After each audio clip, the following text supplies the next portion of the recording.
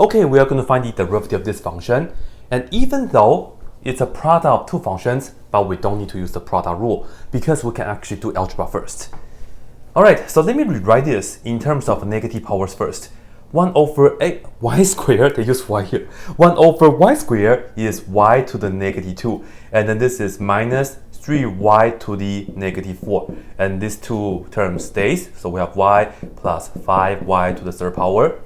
And now, of course, we can FOIL this out. We take this times that. And we are going to add the exponents and do it carefully. Negative 2 plus 1 is negative 1. So that's the first term. Next, we do this times that. Well, we have the 5, so let's write that down.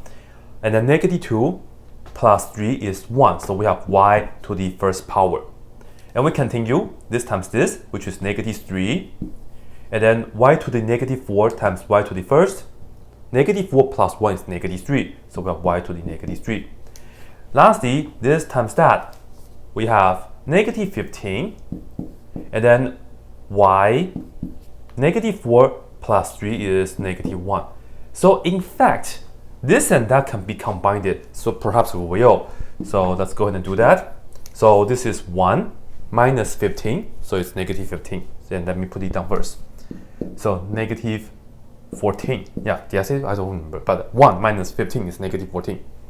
And then y to the negative 1, and then plus 5y, and then minus 3y to the negative 3 power. And yeah, that's it. No, just kidding. We haven't done any calculus here. I know, huh? But if you do algebra first, the calculus step is actually going to be much better. Here we go. F prime of y. So power rule is all we need. Put this to the front, minus 1. Negative 1 times that is positive, so we have positive 14, y, and then we have negative 2. And the derivative of this, of course, this is y to the first power. You can bring that to the front, minus 1. And we just get plus 5, y to the 0, which is 1. That's all we need. Lastly, take this, multiply it in the front, and then we minus 1. Negative 3 times negative 3 is positive 9. And we have y to the negative 4. Yep, just like this. And of course, you can also rewrite it back to the fraction form, or you can just leave it like that. So it depends, up to you.